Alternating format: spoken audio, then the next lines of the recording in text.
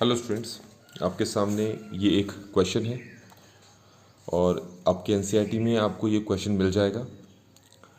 एक बहुमंजिल भवन के शिखर से देखने पर एक 8 मीटर ऊंचे भवन के शिखर और तल के अवनमन कोण क्रमशः 30 डिग्री और 45 डिग्री। अब हम क्या करेंगे, जो ये स्टेटमेंट लिखी हुई है इस स्टेटमेंट को थोड़ा थोड़ा पढ़ के उसके बेसिस पे हम डायग्राम बनाने की कोशिश करेंगे। सबसे पहले लिखा है एक बहुमंजिल भवन के शिखर से देखने पर। सिर्फ पहले इतने लाइन का हम स्टेटमेंट यहाँ पर बनाएंगे। लिखा है, फिर से बोल दे रहा हूँ मैं क्या लिखा है। एक बहुमंजिल भवन के शिखर से देखने पर, तो पहले हम बनाते हैं यहाँ पर ज़मीन, ये बना लिया ज़मीन, और यहाँ पर हमने बना लिया एक बहुमंजिल भवन। ठीक है, कहा है एक बहुमंजिल भवन के शिखर से, मतलब कि तुम यहाँ पर कहीं खड़े हो और यहाँ से तुम चीज़ों को देख रहे हो। तो ये आपको पहली बात समझ में आ गई होगी। ठीक है, से देखने पर। अब यहाँ से किसको देखा जा रहा है? एक 8 मीटर ऊंचा भवन है। अगर हम यहीं पर स्टॉप कर दें तो आपको पता लग रहा है कि इसकी ऊंचाई प्रश्न में नहीं दे रखी है। यहाँ से जिसको देखा जा रहा है उसकी ऊंचाई दे रखी है। तो यहाँ से किसको देखा जा रहा है? एक 8 मीटर ऊंचे भवन को देखा जा रहा है। तो हो सकता है कि वो 8 मीटर ऊंचा भवन जो है छोटा हो। अगर मैं अलग से आपको समझाऊं तो ये है आपका बहुमंजिल भवन। अगर तुम इसके शिखर से देख रहे हो तो हो सकता है कि जो 8 मीटर ऊंचा भवन है वो इससे छोटा हो, और ये भी हो सकता है इससे बड़ा हो। तो पहले तो हमारे पास ये दोनों केसेस आपको पता होने चाहिए। अगर छोटा है, ये है बहुमंजिल भवन और तुम यहाँ खड़े हो, याद रखना, और ये सामने क्या बनाया मैंने? 8 मीटर ऊंचा भवन।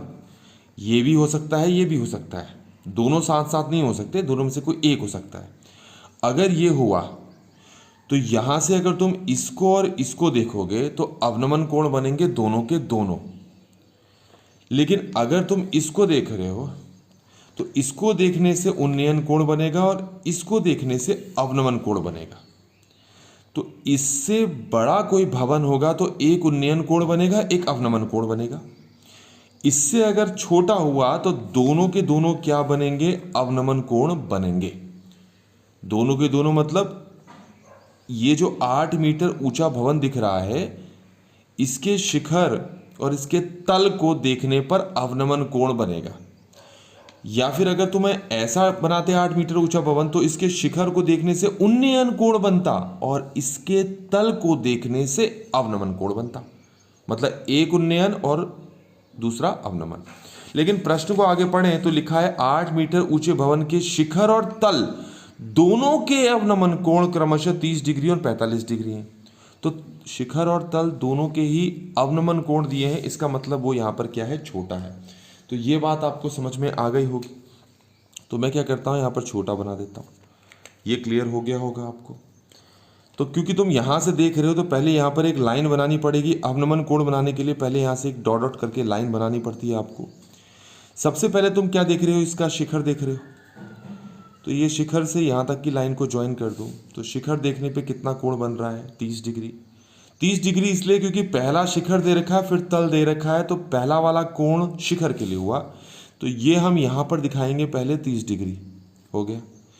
यहाँ से भी आप आगे क्या करते हैं, इसको ज्वाइन कर लें, बराबर मिला लें, थोड़ा आसान रहेगा आगे हल करने में हमें।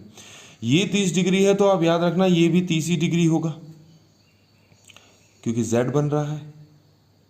मतलब ये दोनों आपस में पैरेलल हैं, समांतर हैं, इसलिए ये दोनों कोण बराबर होंगे। अब यहाँ से और किसको देखा जा रहा है? तल को देखा जा रहा है। तो फिर ये एंगल कोण कितने का है? 45 डिग्री का प्रश्न के हिसाब से, तो हमने 45 लिख लिया। तो फिर ये भी हमारे पास क्या हो गया? 45 हो गया। ये समझ में आ गया होगा आपको। अब मैं इसको क्या कर लेता हूं, ये तो प्रश्न में दे रखा है 8 मीटर, तो फिर मैं इसको भी क्या कर लेता हूं, 8 मीटर लिख लेता हूं, और इसको मैं अपनी तरफ से कुछ नाम देता हूं। अभी के लिए h नाम देता हूं। तो ये पूरा का पूरा मेरा क्या हो जाएगा? 8 प्लस h हो जाएगा। ये समझ में आ गया होगा आपको। ये कुछ नहीं दे रखा है, दोनों बहुमंजिल भवन और भवन के बीच की दूरी कुछ नहीं दे रखी, मैंने इसको x मान लिया। तो सीधी सी बात है, मुझे फिर इसको भी क्या मानना पड़ेगा? x ही मानना पड़ेगा। ये समझ में आ गया होगा आपको। तो इस तरीके से आप देख सकते हैं कि हमने यहाँ पर डायग्राम को कंप्लीट कर लिया है। अब ये जो कंप्लीट डायग्राम है, अब हमें इसको क्या करना है, सॉल्व करना है, और सॉल्व करके x और h निकालना है। तो कैसे करेंगे ज़रा आप ये देखेंगे आप। तो सबसे पहले हम क्या करते हैं, हमारे पास यहाँ पर जो त्रिभुज है हम उनको लेंगे। तो पहले मैं कौन सा त्रिभुज ले लेता हूँ, मैं ये वाला त्रिभुज ले लेता हूँ, ज़रा गौर से देखना।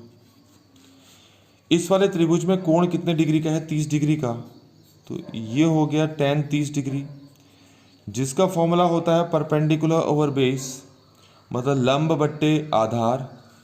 तो ये जो त्रिभुज हमने लिया है इसमें लंब हो गया h और आधार हो गया x, तो आप लिखेंगे h ओवर x। अब इसको हल करते हैं तो tan 30 हमारे पास होता है 1/√3, किसके बराबर हो गया, h बट्टे x। इसको यहाँ पर मल्टीप्लाई करेंगे तो x आएगा, √3 को इससे मल्टीप्लाई करोगे तो ये √3h आएगा। तो ये हमें पहला समीकरण यहाँ पर प्राप्त हो गया है। अब हम अगला त्रिभुज देखेंगे। अगला त्रिभुज जिसमें ये वाला कोण आ रहा है, तो वो त्रिभुज ये है, ज़रा गौर से देख लें आप। ये है वो त्रिभुज, दिख रहा होगा, तो मैं शेड करके दिखा देता हूँ आपको। ये है त्रिभुज। तो इस त्रिभुज का कोण कितना है, 45। तो आप यहाँ पर लिखोगे tan 45, जो बराबर होगा आपका लंब बट्टे आधार, मतलब परपेंडिकुलर ओवर बेस।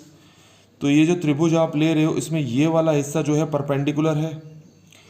कुल कितना होगा ये आपके पास, ये हो जाएगा h + 8। तो p की जगह हमारे पास आ जाएगा h + 8, और आधार ये है हमारे पास, इसको क्या ले लेते हैं हम, x ले लेते हैं। समझ में आ गया होगा। tan 45 का मान हमारे पास कितना है, 1 है, तो मैं इसको 1/1 लिख लेता हूँ, जो कि किसके बराबर हो जाएगा आपका, ये होगा h + 8 ओवर x। इसको यहाँ मल्टीप्लाई करो, इसको यहाँ पर, तो x किसके बराबर आ जाएगा आपका, h + 8 आ जाएगा। यहाँ तक समझ में आ गया होगा आपको। अब यहाँ पर आपको x का मान कितना मिल रहा है, √3h। तो अब आप क्या करेंगे, ये x को हटा देंगे, इसकी जगह आप क्या रखेंगे, √3h रखेंगे, और दूसरी तरफ आपके पास है h + 8। समझ में आ गया होगा। अब मैं क्या करता हूँ, इस h को यहाँ ले आता हूँ, तो ये हो जाएगा √3h - h बराबर कितना हो जाएगा, 8 हो जाएगा। ये समझ में आ गया होगा आपको। अब मैं क्या करता हूँ, इसमें से h को बाहर निकाल लेता हूँ। तो अंदर क्या बचा आपका, अंदर बचा √3 - 1 बराबर 8 बचा। 1 इसलिए बचा क्योंकि जब ये हट जाएगा तो इसकी जगह 1 लिखना पड़ेगा। अब ये √3 - 1 8 के नीचे आ जाएगा, तो h बराबर हो जाएगा 8 ओवर।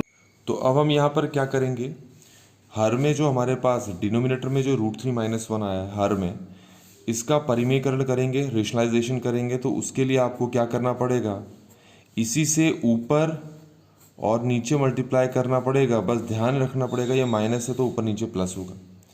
इसको अगर इससे गुणा करेंगे तो ये 8 √3 + 1 होगा। नीचे हमेशा a - b, a + b का फॉर्मूला लगता है, जो कि होता है a² - b²। तो मैं डायरेक्टली बताता हूँ कैसे करना है। इसको इससे गुणा करेंगे तो ये √3 का स्क्वायर हो जाएगा, इसको इससे करेंगे तो ये 1 का स्क्वायर हो जाएगा। यहाँ पर हमेशा माइनस आएगा आपका। तो ये 8 √3 + 1, स्क्वायर से रूट हट गया तो 3 आएगा, 1 का स्क्वायर कितना आ गया, 1 आ गया। अब ऊपर तो आ गया 8 और नीचे आपका √3 + 1, नीचे कितना आ गया 2। इसको कैंसिल करते हैं तो 4 आ गया। तो अब आप देख सकते हैं जो h है वो आ गया 4 √3 + 1 आ गए। समझ में आ गया होगा। तो यहाँ तक क्लियर हो गया होगा आपको। आप चाहें तो यहाँ पर इसका मान रख सकते हैं। अब हमें तो h मिल गया, साथ ही साथ हमें x भी निकालना है। तो उसके लिए आपको पहला समीकरण पता है कितना था, x = √3h था। x किसके बराबर था, √3h। तो अब आप क्या कर रहे हैं, जो h की वैल्यू यहाँ निकाली है उसको पुट कर देते हैं, जो कि है 4 √3 + 1 है। तो अब कैसे हल करेंगे इसको, ये इससे गुणा तो हो नहीं सकता, तो इसको अंदर ले जाके करेंगे। 4 को बाहर रहने देते हैं, √3 को √3 से गुणा करेंगे तो 3 आएगा, √3 को 1 से गुणा करेंगे तो सिर्फ √3 आएगा। तो इस तरीके से हमने ये x निकाल दिया। यहाँ तक आपको समझ में आया होगा। और यहाँ पर हमने क्या निकाला था, h। अब आप खुद देख सकते हो कि जो बहुमंजिल भवन है उसकी ऊंचाई यहाँ से लेकर यहाँ तक पूरी है। तो जो बहुमंजिल भवन है उसकी ऊंचाई ये पूरी है जो कि है h+8। तो आप लिखोगे बहुमंजिल जो भवन है उसकी ऊंचाई है h+8 और h अभी हमने निकाला है कितना है, ये है 4√3 + 1 + 8 है। कैसे हल करेंगे, पहले 4 को इससे गुणा करो तो ये 4√3 आएगा, 4 को 1 से गुणा करो तो ये 4 आएगा +8, तो ये आ गया आंसर 4√3 प्लस इन दोनों को जोड़ दो तो कितना आ गया 12। तो ये आई है आपके पास बहुमंजिल भवन की ऊंचाई। और इस तरीके से बच्चों हमने इस क्वेश्चन को यहाँ पर कंप्लीटली सॉल्व कर लिया है।